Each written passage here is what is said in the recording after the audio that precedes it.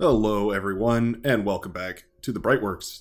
Today, taking a look at a viewer-submitted game on Starwatchers. We'll get this underway here as we move into this exciting West versus East, with Blues being on our Eastern team and the Reds taking up the West. Now, Starwatcher, I tend to compare this map to All That Glitters, which is another popular map. That's a North versus South map, but very similar in the sense that there's a lot of metal, and the metal spots are all relatively spread out. So it's much less of a point control and much more of an area control, which is fun. But it does require a little bit of teamwork and a little bit of interesting map knowledge. Now, for Starwatch specifically, I know there was a video that came out about this map relatively recently.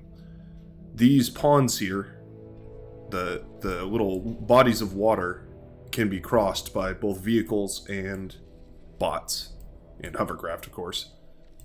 But anything can walk through these ponds, so they're not actually a terrain obstacle that you have to worry about. They're basically just a, you can walk and drive through them with a slight movement penalty. But that's not too bad. So I'd love to see some people use that to actually harass through these lanes. It's definitely something I'm going to be expecting. JTP earning our first Scoutcraft Out award. That's my new Brightworks trademarked award, new Brightworks trademarked medal, where you get a tick out as fast as possible, or some other Scoutcraft, whatever it is. But I'm excited to see what goes down here. Now, I'm going to speed through this early game here, just until at least these ticks get to the other side, and we'll see how much damage they can do. Our blue team hasn't sent out any anything. No Scoutcraft of any kind, and it's kind of a little bit concerning. Alright, let's slow this back down. Looks like a grunt has mopped up most of those ticks over there. The tick has been spotted, but it hasn't been addressed yet. And one tick has made it through to the back line. Either going to get a good scout off, maybe get some economical damage in. Joe's mine is now pumping out some grunts, pushing them up to the front line. It's very nice to see.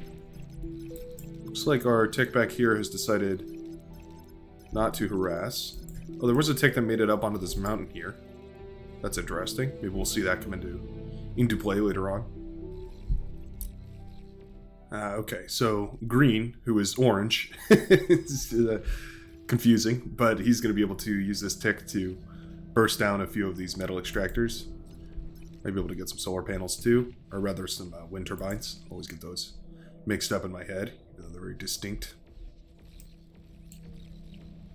We see a grunt moving through here, very ambitious, going to be shut down by an army of similar soldiers. Not going to be able to get very much done. Cucker Tarlson. That's a pretty good one. Yeah, we'll call him Tarlson. I don't know if YouTube's going to let me put that language on here. You know, they're picky sometimes, trying to appease the algorithms, the almighty algorithms. Don't know if they're going to like that name, but I sure do. I think it's a funny one. Ex-Kona becoming the front line of the center here. It's very good to see.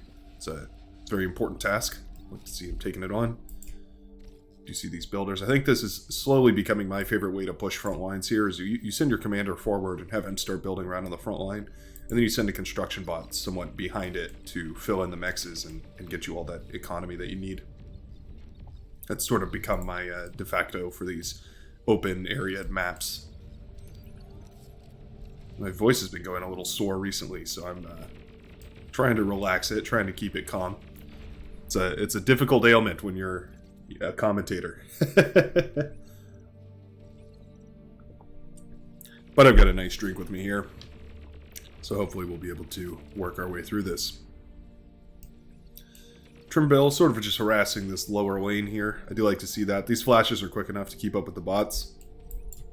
Blitzes. They're blitzes. I always call them flashes. Flash is a player in this game. He's a really good player. But for whatever reason, I always end up calling these the wrong thing.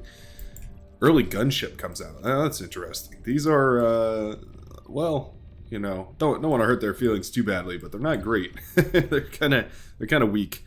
A DPS of 33, so yeah, it takes quite a lot out of these gunships in order to burst anything down. You definitely want to see like 4 or 5 of them working together. But yeah, why not? You know, you could use it to take down some mexes. That's pretty good use. My only problem with this is that as soon as they see these gunships out, everyone's going to put up anti-air, and then you can't do bombing or anything like that. And I feel like bombing might be a little bit more effective, especially against Yellow here, who's like sort of cramped up on this mountain and can't really move off of this mountain here. Bombing would be tremendous against that, especially against all these windmills too.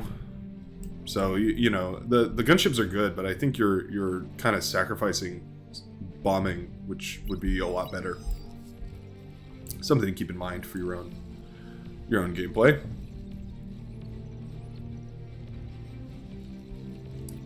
Now let's see. Up north, I hear laser fire somewhere. Oh, here it is. Laser tank. It's broken through the lines by Agri 101. I managed to make it through to the back of Blue's base, Ex-Kona. I did enable the resource numbers on the side here, by the way, so people were asking for that. I record quite a few videos. Usually I record a lot of videos on the weekend, and then throughout the week they get published. So if you keep in mind that if you do ask for a change, or you make a suggestion, first of all, I will see it because I read all the comments, and thank you very much for all those. Second of all, it may take a little while for it to be implemented because I might agree with you in the comment, but there's still 4 or 5 videos that need to come out before I actually implement that change. So here you go. I forget your name. I apologize, but the person who was asking for it in the comments, it's officially turned on, and it will stay turned on for your convenience. Yeah, some pawns basically just thrown to their death here. Not getting a tremendous amount of value out, but that's okay. Ex-Kona now building a bot lab on the front lines. It's like looking to move their production forward. Don't hate that at all. I think that's a good idea. We've got some grave robbers coming out, probably hoping to just use the last of the bot lab before reclaiming it. Maybe not. Looks like there's still a few more things he wants to pop out. Not too bad. We've got some advanced solar coming out, which is great because it looks like E-stall is basically the most pressing issue for Ex-Kona right now. Joe's Mine doing a phenomenal job holding the front line here, working on some heavy laser turrets, or a heavy laser turret, I should say. Mr. Tarleson has also built a vehicle lab on the front lines, though, so he's going to be very threatening with that. We do see a lot of bots coming out here, but not really too much action at the moment. Let's speed things up and see how it goes after a few seconds. So we can see JTP sort of dancing around here, and this is exactly what I'm talking about. He might not know it, but you can actually move these bots completely through the water here. Just bypass all of these static defenses, all these enemy lines, just completely bypass them. And I think it'd be a phenomenal job. Now, he is under a lot of pressure from these people down south here. Both Trimbill, and whose players is that? It's Quiet. So a little bit of pressure down there, incentive to keep his army in place, at the very least as a deterrent. But yeah, we have plenty of rocket bots here. We really should be harassing these lines. Starting up a gauntlet, that's kind of interesting. It's a very expensive way to provide artillery fire for your front line. It's sort of stagnating here. It looks like most people are working on the artillery to dismantle these front lines, which is always a tricky thing to do. You have to kind of balance it. You don't want to waste your own metal, but you also want to make sure that you have an effective line. This gauntlet will probably get a good amount of value out, I guess, because of the just the amount of units that are up here on the front. And there's enough defensive units from JTP in order to hold all this. Let's slow this back down. Green pushing in with a tremendous amount of bots. Looks like JTP sort of taking the same note, pushing in there, but those are all blitzes, so we're dealing with blitzes versus pawns. There's some Centurions in here, which are actually doing a much better job.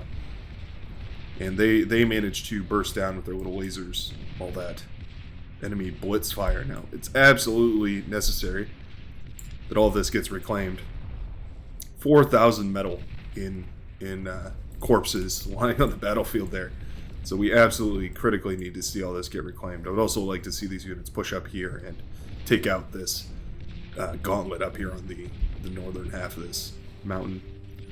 I think that's going to be necessary because, well, it's going to be an annoyance if you don't manage to deal with it. You know, Centurions do a pretty good job against tanks. You can melt them down. It takes a minute, though. That's kind of the trade-off, right? You have this high fire rate, so it takes just time in order to kill these units. It's one of the reasons why the sniper is just so efficient. Now we'll peel our eyes away from that to take a look at Joe's mine, who is being harassed by a huge contingent of brutes and grunts pushing through to his base. Commander gets taken down, and that blows the entire base off the face of the map. Base off the face. Boy, I'm rhyming and I'm not even trying. Bombers coming in here. A horrendously inefficient method of dealing with tanks and grunts and whatnot. It just they can't really hit anything. Very well, basically any moving target. They're going to struggle to hit. Yeah, you can see they're just really awful for this base defense stuff. And I think that might be the catalyst for which this team starts to crumble with Joe's mine topping out of the game now. Now that being said, or rather, I guess in the same effect, green, who is orange again, have to specify that for clarity, has pushed through here and has broken the front line. We are seeing more and more units come out from Trimble, but for now there's going to be a lull because his northern half has been pushed in pretty harshly. We mostly see this front line being disassembled by these Wolverines, slight mobile artillery. It's very nice to see. Slowly pushing forward.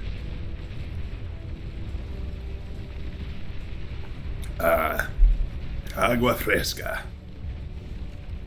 Para sus y sustentados, grados, pies y piernas, entrar en el vehículo para todo tiempo de entrenamiento. Gracias. Now, I haven't spoken Spanish, or, I haven't practiced Spanish in years and years, but from what I understand, it's the quote from Disneyland. They play before the rides. It says, "Please keep your hands, arms, feet, and legs inside the vehicle at all times."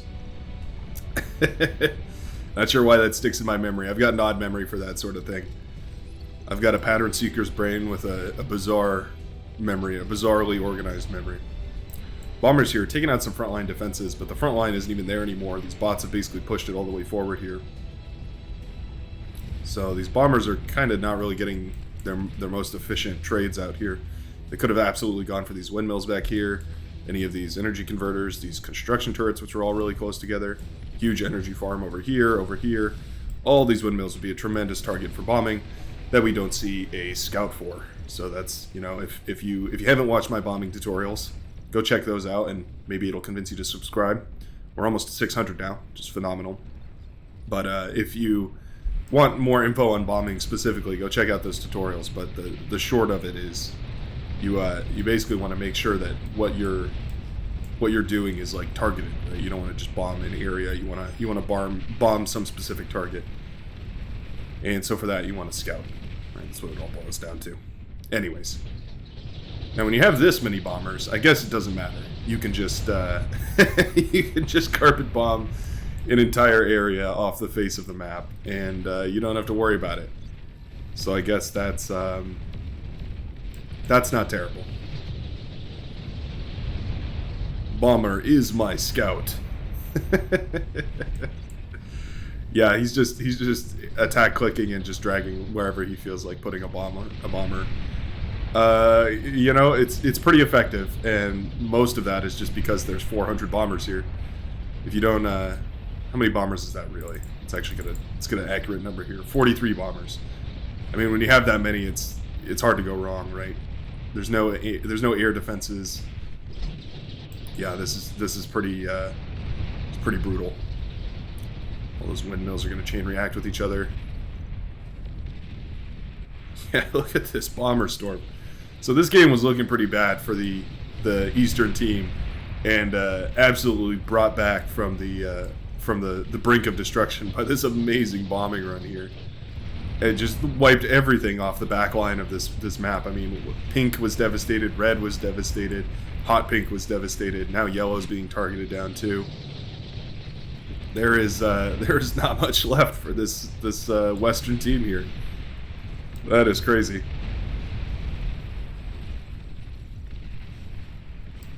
It's the next target. Waiting to see it. Looks like we're going after this now. Now, I have to give kudos to this Western team for not tapping out. Sticking in the game and making sure that they can still fight this. Nuclear bomber going after a metal extractor, tier 1 metal extractor and some light laser turrets. Feels like a little bit of a waste of that thing's potential. Absolutely devastating unit. I think it can do a little more. Yeah, that's a lot better. Take out the lab, yeah, why not? These bombers are still in the back line. There's just not enough concentrated anti-air defenses to really mitigate these. And yeah, I mean, why not? They take down the bot labs. Yeah, at this point, start taking out the bot labs. Take out the T2s, the T1s. Take it all down. Might as well, because if they're not going to be able to contest those bombers, you might as well get as much usage out of them as you possibly can. Now, the bombers are starting to group up, which is kind of bad. You need to make sure you spread those out. There's a little bit of AoE on any of these anti-air shots here. So you have to make sure that you're spreading those bombers out. But you know, that's a tiny nitpick on the back of a extremely effective bombing run. So very, very well done to Red Only War, who has basically managed to swing the tide of this game back into the favor of his team. Now, that is unfortunate that Green is going down, because he was sort of the protector for Red Only War. So we are going to have to see these units mopped up, but there's not really a whole lot more on the back of these artillery units. So they're kind of slow. They're probably a decent enough option for bombing, especially when you have this many. They can probably land a few, right? Every bomber drops a few bombs, and it's like a small chance to hit, but if you have enough of them, doesn't matter how small the chance is. See some grave robbers here coming to steal this juicy metal out of this fallen commander. It's very nice to see. And we see Excona pumping out some T2 units now on the front lines. We've got Tigers, we've got Azar, we've got some radar jammers and radar bots, some Omens and Obscurers. You see a lot of these bombers kind of just aiming for nothing here. At this point, I would love to see a couple scout craft mixed in, right? Like you're going for a lot of bombers, but you could definitely mix in one scout, couple fighters, whatever you need to do, and have a tremendous scouting force. These bombers have been incredibly effective as is, but they could just be that much better with one or two scout points sent ahead. Picking out a bunch of windmills. Yeah, the beauty of the bombers, right, is that they can essentially keep players down as long as they want, and as long as they're uncontested. Now, that was a great shot from this missile here, this Mercury. Took out a bunch of those bombers with just a single shot. That hurts pretty bad. Tarleson goes down, and he's going to be pushed in here. And it looks like we are in the stages of a comeback. See, the artillery down south has finally been mounted. Big enough numbers now that they can burst down these defenses with relative ease. The Fiends up front providing the fire support, literally. We've got some beamers and stuff here, but they are all outranged by the light artillery. Now, that being said, you can't just walk them right in. There's no radar bots in it or anything here, so we're moving into melee range here. Glorious melee. Yeah, more and more of these waves of bombers are just coming out, and there's no contest here. Nobody is going air. There's sort of a stubborn refusal for anybody to go air on this team, so we just are going to have these uncontested bombing runs. And yeah, they're doing a phenomenal job. You can see now these Tigers pushing through. Looks like they're going to go after Tarleson. And we do see Azar making its way up north as well. These were scouted at one point, so they are well aware of these tanks moving up north here. But those Tigers are quick, and they have a hugely high rate of fire. Well, that was a weird sentence. They have a tremendous rate of fire, and that is going to mean that they're going to be able to burst down any of the opposing tanks coming their way. Yeah, this is pretty devastating. This Tsar can pack a punch, and it's headed right for, well, the Tsar is headed right for this base. The Tigers are headed right for Tarleson's base.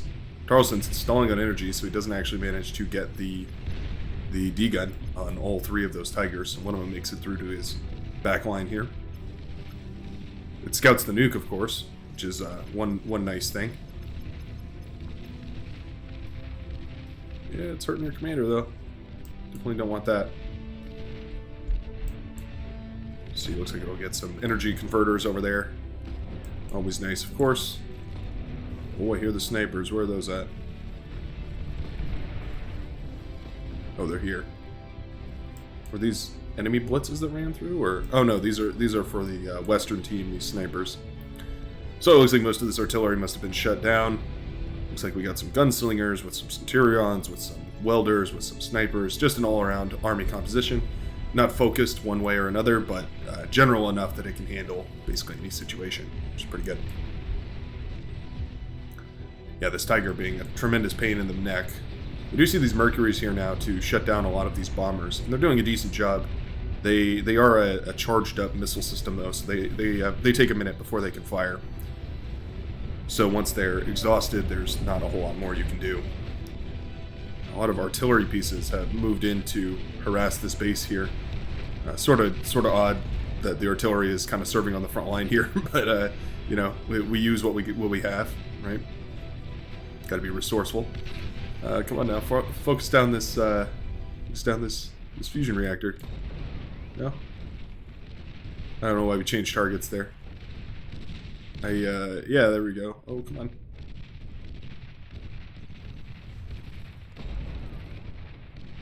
This is rather odd. There we go. Come on, you can do it. Yes, there we go. All right, very good, very good. Take down the tracer. Oh, you know, target the low health stuff. A little bit of micro madness going on right there. That's okay. And those snipers are so devastating.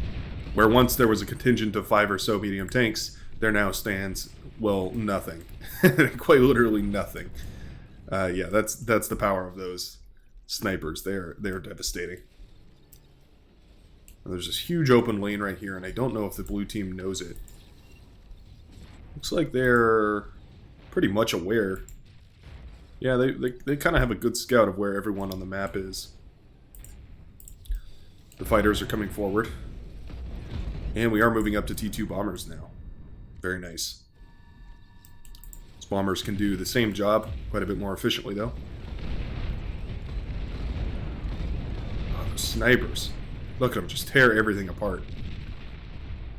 Yep, that's the right move. You bring them in just close enough to shoot, and then you pull them out. And you bring them back in. Yep. Great control on those snipers, and there's enough of them that they're just going to be devastating and be ravaging this entire area. Yeah, blowing that whole base apart. We've got some gunships out now. Very nice to see. Looks like Hashchekex, who was the light gunship player from early on in the game, has decided to tack a little bit and maintain mostly an air presence. Don't hate it. His team's done well to contest everything. These impulse bombers now dropping down on these ground forces, but there's some manticores and some archangels in there. Archangels for this force. Manticores would be Cortex. But they're going to be able to shoot down those bombers pretty easily. So all said and done, those bombers actually didn't achieve very much. Not nearly as much as the other bombers did, the T1 bombers. That's sort of the argument for those T1 bombers as opposed to going for T2s, right? Like you can overwhelm enemy air defenses much easier with a blotting out of the sun's worth of bombers, whereas the T2 bombers, you can't quite make as many of them as fast. So they're much better if you have a strategic point you like to guard, but they're a little bit less effective if you're just generally bombing an area. You see these sumos pushing forward here against the Centurions. Definitely much better. Snipers are good, but yeah, you have to make sure you keep them out of range. Make sure that you get a maximum efficiency against those. You do see some arbiters being pumped out here, and a little bit of a grunt run by. Pawn run by, rather. Yeah, they realize, oh, the middle of the map is completely open. Well, might as well take advantage of that. And yeah, they're gonna run around here and kill a couple of these little metal extractors. And you do see the gunships coming out here, but there are archangels, just like before, so they're going to be quite a pain, as well as some fighters. Brought forward here. Very nice to see. The nuke was fired, but it looks like it went right into an anti-nuke system. Was it this one over here? Or was it this one here? I think it was this one. So it's good to see. Glad they were aware of that nuclear presence. Quite a lot of anti-nukes here. That's, well, he's going to be safe. I'll give him that much. Yeah, we're sort of stagnating here a little bit. We've got the T2 tanks pushing forward here. We've got some anti-air. Yeah, we've got the flak vehicle. Very nice. Gonna need that because we know that there's bombers, we know that there's gunships, and so we know that we're gonna need some of those anti-air vehicles up and present. Nuke is fired here. Fires into the other anti-nuke system. It just goes to show how important that scouting can be. You almost want like a dedicated scouter on your team, right? Like you want somebody who's just like their job is just to go scout things. Of course, they're gonna have to do a little more than that because it's not quite a whole person's worth of work, but not bad. Ooh, those pawns get caught by a bunch of T2 tanks and they're taken down pretty easily. Oh no, this is unfortunate. These snipers have actually been caught up to, so they get torn down.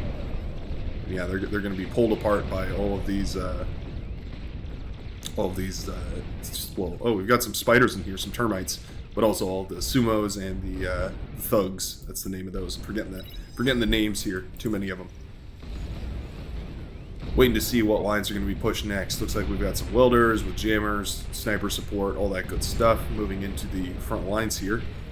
But there's a bunch of T2 tanks, and I think if they swept down the length of this, right, they went from a good angle, I think they could actually have a really nice push there.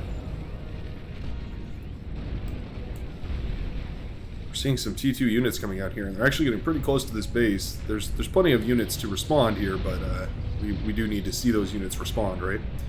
Those flak vehicles absolutely tearing down those bombers. It's really unfortunate to see. And looks like we are focusing entirely on bombers, T1 bombers. So I don't hate it. We're gonna have, well, a ton of them, a metric ton of them. There's a whole lot of anti-air defense here, but you know it's more stuff beats less stuff all the way. Now we're just funneling T1 medium tanks in here. Now, that's kind of crazy. Those are really expensive, really metal expensive. So we got to have a crazy economy. I guess you know 5 fusions, powering some energy converters. It's not bad. 104 metal. That could easily get a little better if you tear down every pair of these and turn them into advanced fusion reactors. You also have a little excess energy, so you can go for some energy converters as well. Wouldn't hate to see it. Well, we do have some welders pushing through here now. So artillery's pretty rough on those welders, but they are tough as well, so they're going to be able to push through here and get on top of all of that artillery. T3 vehicles now out, though, for Ex-Kona. Looks like that was basically why he didn't have any map presence there for a while. He was just working on getting up to T3 economy. He's going to have his second APHIS up shortly here. It's definitely a good marker of where you want to be for that T3 economy. At least 2 APHIS and some energy converters to help. Ooh, and a nuke does find the edge of the... Yeah, the edge of the anti-nuke systems there. It's going to wipe away most of that base there. Very nice to see. Very good play. Yeah, and the lines keep shifting back and forth, right, as teams transition. We can see now the red team has transitioned into T3. They've got the Titans out. They've got a huge amount of units out. But blue is already going into T3, and we're probably going to see T3. Yeah, T3 down here as well. T3 coming out from the quiet player. So yeah, we're looking at right in the middle of a shift from technology levels, which is really cool to see. The Titan got paralyzed and then bursted down. Very nice. There's a Juggernaut coming out here.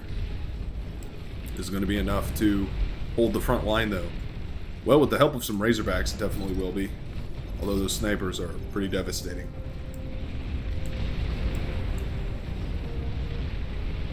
You see some Sky Dragons coming out.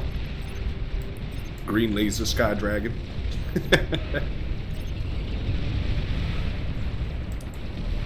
Juggernaut, Death Pume. Pew, pew. Krog Heat Ray, as it's called. I think we can affectionately call it the Death Pume. Accompanied by some Karganeths, these Razorbacks putting in a brutal amount of damage. Those Razorbacks are just devastating. Look at those bad boys. Yeah. They won't stand up against a whole bunch of snipers, but if there's just a few of them, they can overwhelm them pretty easily. There's a lot of units that are managing to push through here. We're seeing a lot of welders, we're seeing a lot of snipers. Yeah, if those keep going, if those take a couple more steps forward, they're going to be in a lot of pain here. The blue team is going to be in a lot of pain, I should say. You know, there's a lot of T3 units here, though. They managed to mop all that up nicely.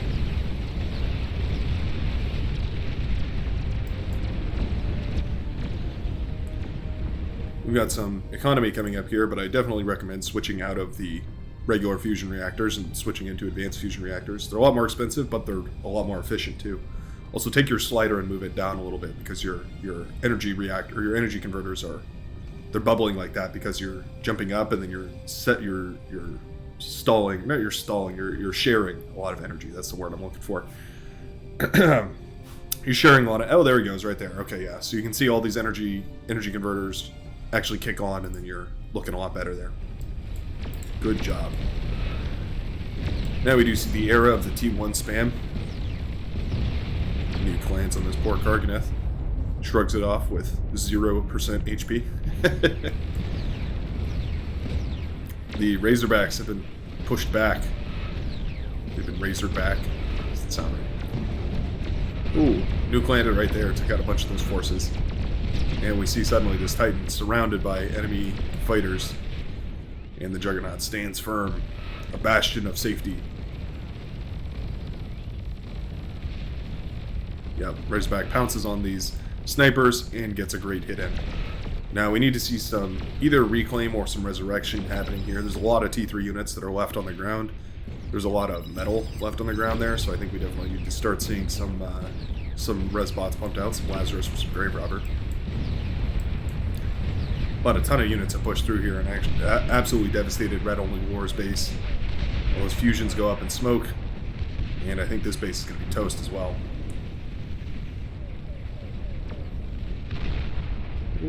He doesn't get the fusion reactor. It's tough to see.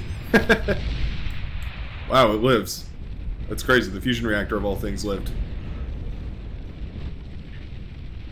Commander in a lot of trouble here. Will go down. There's a nice little explosion, but this side of the map is in quite a lot of trouble. You can see Tarleson now commanding a impressive lead here.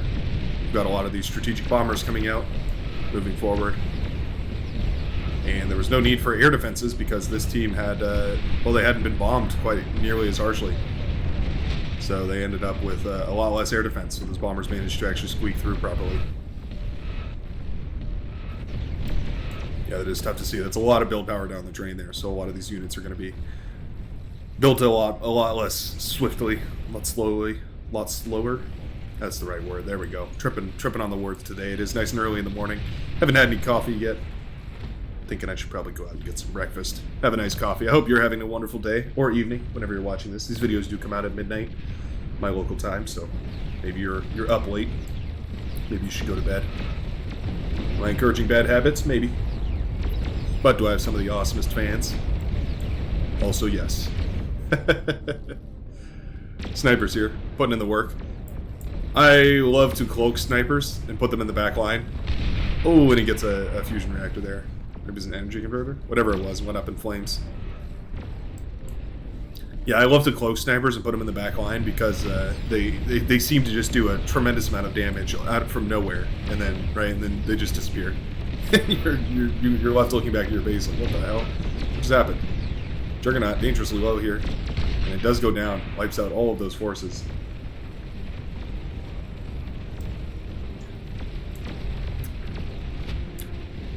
Look at this. Look at these Karganeths fighting the Thors.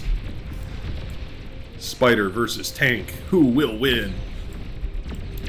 I remember there was a show at one point where they were doing, it was called like Mech Warrior or something.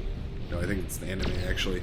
It was some show where they basically had these people who built real life mechs, these big like walker mech things, and they said, "Oh, why don't we have them fight each other?" And so they actually like tried to fight each other in them, and it was hilarious because most of the time it just resulted in them knocking each other over, which was really funny.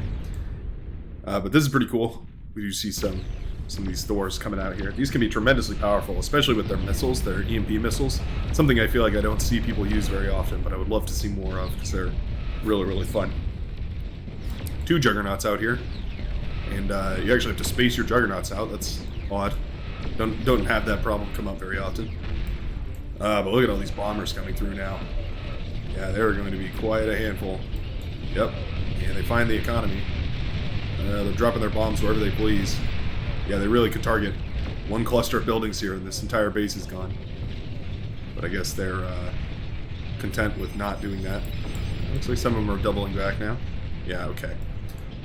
And I think that's going to be the end of this base. All of those advanced fusions go up in smoke. This purple's base is bombed into oblivion. So that's kind of giving the Western team the opportunity they need to claw themselves back here, because now the tide was slowly shifting in favor of blue as all these units were pushing forward.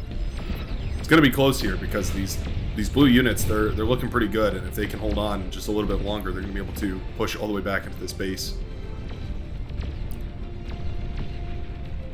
That bot lab does go down, and the Thor needs to keep on trucking. That Thor needs to get some tremendous value out, otherwise it's not going to be worth very much.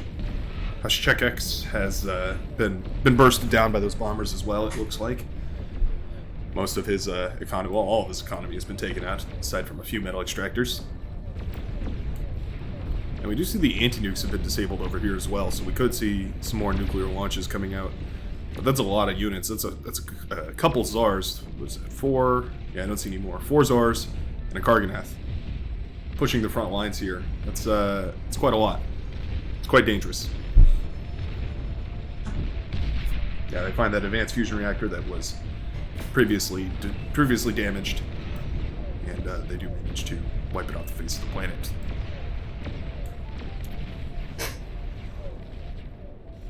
Yeah, mostly just grunts pushing forward here now. Not a whole lot to reinforce that push. There's also a ton more bombers up here. Let's see how many that is. 38 of these heavy strategic bombers. There's not a lot that'll stand up to that many bombs dropped on it. Nothing short of a Titan.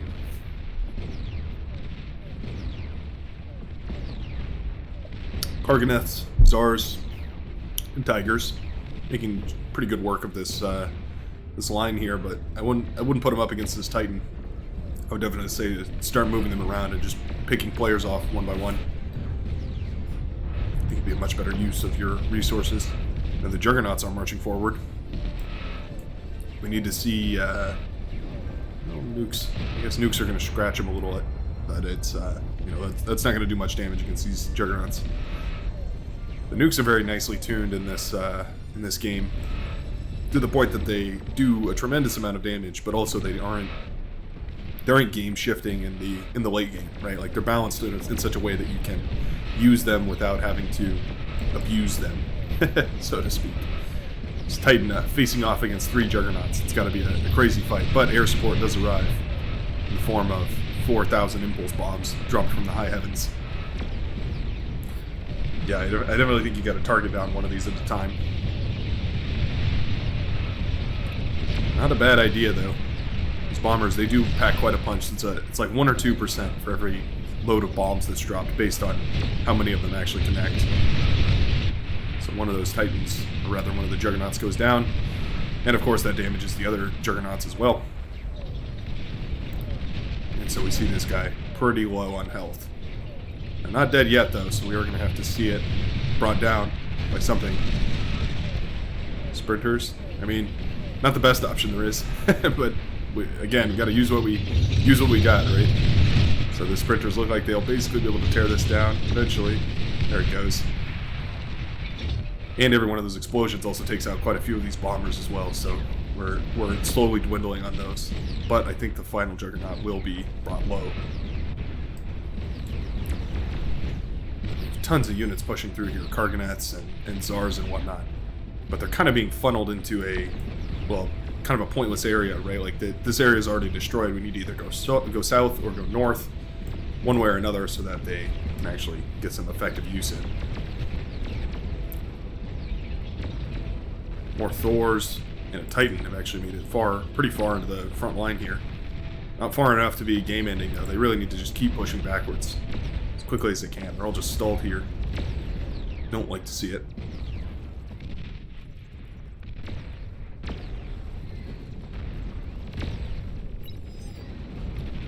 Yeah, this is sad. I'm a little speechless.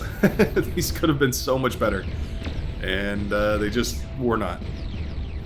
It's really unfortunate. I think these units had a huge amount of potential, and it was mostly wasted. The bomber swarm has been sent out now, protected by a fighter screen, which is always nice. They find this advanced fusion reactor. It's been low on health. What to Kingdom Come? It's gonna be the last of X-Kona. Looks like Quiet calling GG for his team. It's very nice. X-Kona indeed does tap out. It's going to be all blue, tapped out of the game. You see the residual effects of these bombers trying to take down this commander. It looks like going for the full self-destruct, the everything self-destruct. As Quiet blows up everything in his base. Very nice. And that's game, right? That's game. I don't see how the Eastern team recovers from this. There's no more bombers left. There's hardly any more units left. There's one Juggernaut. Yeah, we've got basically no energy production. We're looking pretty rough right now. Right? I mean, on the other hand, there's not a tremendous amount of energy production and resources for the Western team, but it's definitely more. They're rezzing all these units as well, so those are all going to be getting back in the fight soon enough. And I think with this army of welders, we're going to be looking at the end of this game. So I'm going to go ahead and speed it up, and we'll just skip right to the end, because I don't think there's any coming back from this. We'll see how they end up closing out this match once and for all. Bombers, the name of the game here, definitely have been tremendously useful. They wiped out most of this northern team who has managed to come back from that, and then they wiped out all of the eastern team who sort of managed to come back from that, but not quite as much. And then they completely wiped out the eastern team. And with that, I think the game was sealed. I'm not sure how much longer this goes on, but this is looking pretty hopeless. This is rapidly turning into a Raptor defense, as we see most of these guys have transitioned here. Let's kind of just take a look at the end game economies here. We ended up with 4 advanced fusions and what are we looking at here? 15 energy converters, so not bad. That's enough to fund a T2 bot lab and 2 air labs, a regular and a T2. If we take a look at the economy down south for yellow, we've got 3 advanced fusions with, let's see how many here, 17 energy converters. And he's just been pumping out Titans. Not sure how long each of these Titans is taking, maybe like a minute or so per Titan. Not bad here. And those Titans have been putting in great effect. It's a lot of metal storage. Yeah, don't know why we're going for that much metal storage. Red only war really holding everything back, putting his commander way up there in the northern corner. Guess wants to stall this game out as long as he can. He's also he's got another commander down here, just picked up from somewhere. Commander goes down, and there's only one left. Tarleson put a great suggestion in chat here. They got too comfy having air superiority. I think that's exactly what happened. I think they ended up with so many bombers taking out all this area over here that they figured they were essentially they didn't need any air contest whatsoever. But I think once Tarleson actually started producing bombers and started producing fighters, and they realized that they didn't have any anti-aircraft defense. It was too late for the blue team. So congratulations to our victors. Well done to them. We'll take a look at the graphs here. And yeah. Actually, you know, Tarleson, he had a nice climb, eventually ending up, like, at the very end of the game, ending up on top. But for the most part, it was actually this player here. I'm not sure which player that is. But that was a phenomenal game. Hope you guys enjoyed, and I'll see you all in the next cast.